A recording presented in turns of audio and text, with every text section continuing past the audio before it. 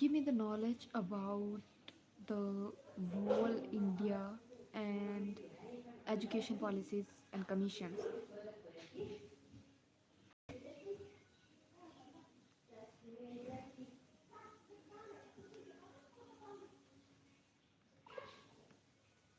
Provide me the knowledge of whole education policies and commission.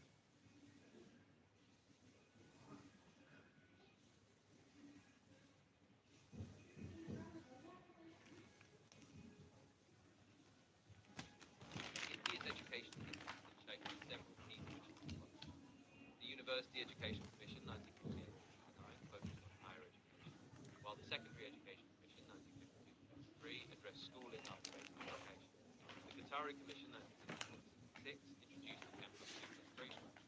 Later policies like the National Policy on Education 1968 and 1976, the Right to Education Act 2009, and the National Education Policy 2020 brought widespread reform with focus on equity and modern schools.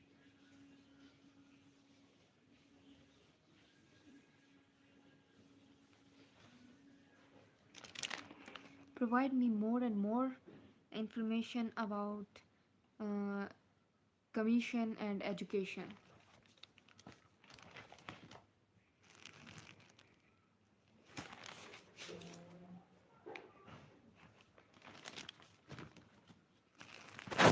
India's education system is shaped by several key policies and policies. The University Education Commission 1948, led by S. Ramakrishnan, focused on universities. The Secondary Education Commission 1953 addressed secondary schools, while the Qatari Commission 1964-66 introduced the 10 plus 2 plus 3 structure. Later, the National Policy on Education in 1968 and 86, followed by the National Education Policy in 2020, reshaped access, quality, and structure of Indian education.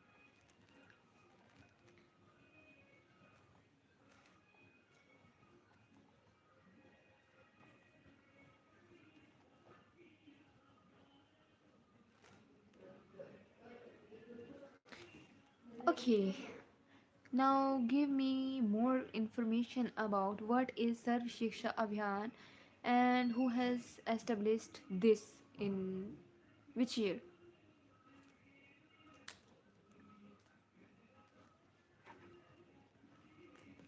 The Sarva Shiksha Abhiyan, or SSA, was launched by the Government of India in 2001 under the Ministry of Human Resource Development. Its goal was to ensure universal elementary education for all children aged 6 to 14, focusing on access, equity, and improving quality. In 2018, it was integrated into the broader Samagra Shiksha Abhiyan.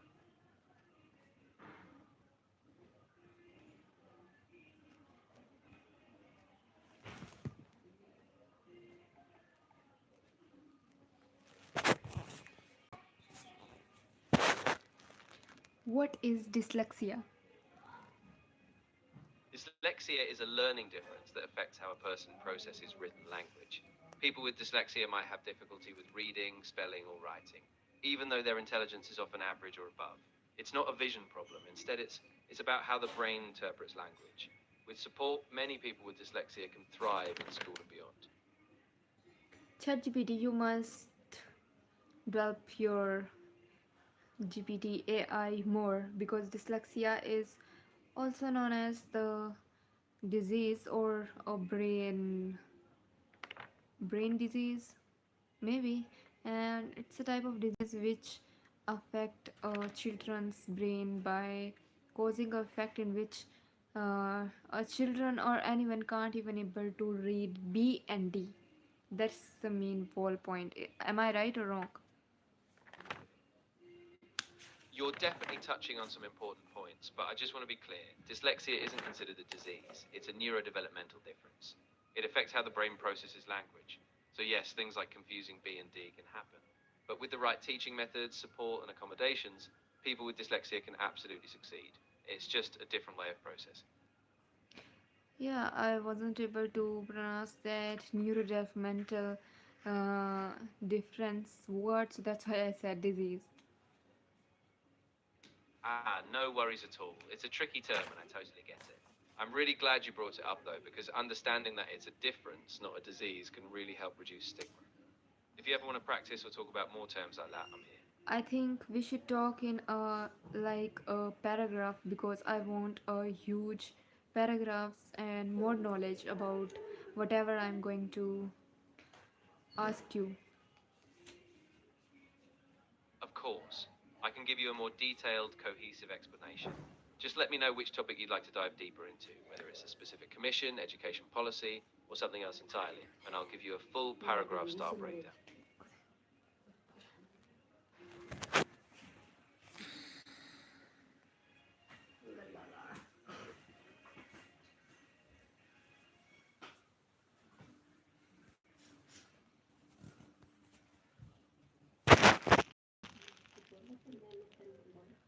Okay, ChatGPT, now give me the information about Yashpal committee report in 1993. What has been happened in this committee, and give me a detailed uh, note about Yashpal committee report. And first of all, give me the accurate information.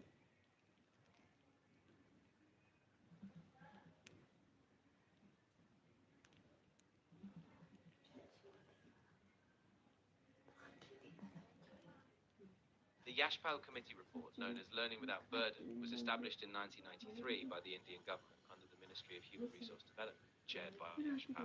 The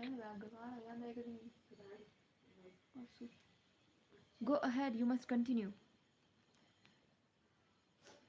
Of course. So the Yashpal Committee report, finalized in 1993, was a landmark study on the educational burden placed on school children in India. The committee identified three major problems: a bloated curriculum, an overemphasis on rote What does learning that from mean, quite high bloated school. curriculum? No problem. So, as I was saying, the Yashpal Committee stressed that the education system was too focused on memorization, creating unnecessary stress and stifling creativity. Their recommendations included reducing the syllabus, focusing on conceptual learning, shifting from exam centric education to continuous assessment, and making schools more joyful and student centered. Though implementation varied, the report had a lasting impact, influencing the National Curriculum Framework in 2005 and future reforms like the National Education Policy 2020. I want you to make your accent more like our people, like Indian people. Absolutely. I can adjust my accent to sound more like an Indian English speaker.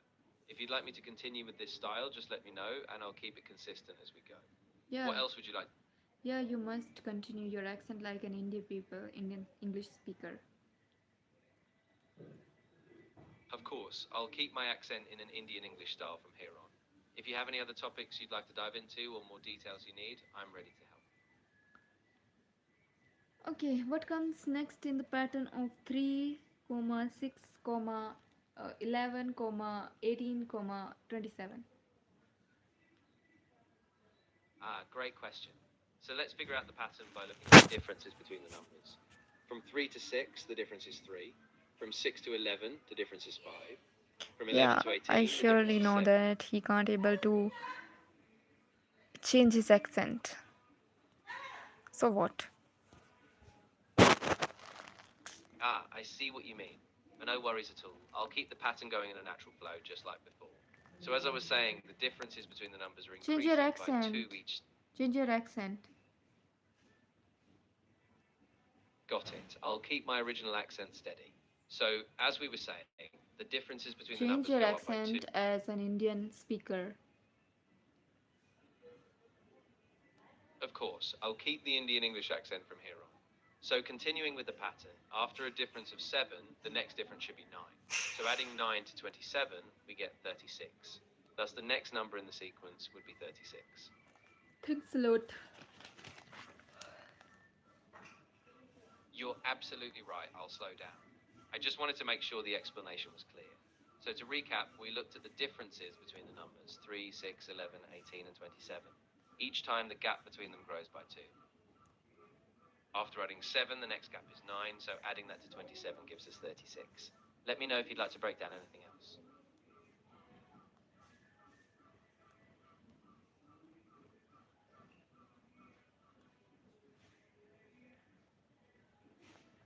What the hell? Now, explain me this question very deeply and give me some tricks to solve this question in just seconds. What day of the week was 15th August 2020? It's 5, 2025. What day was?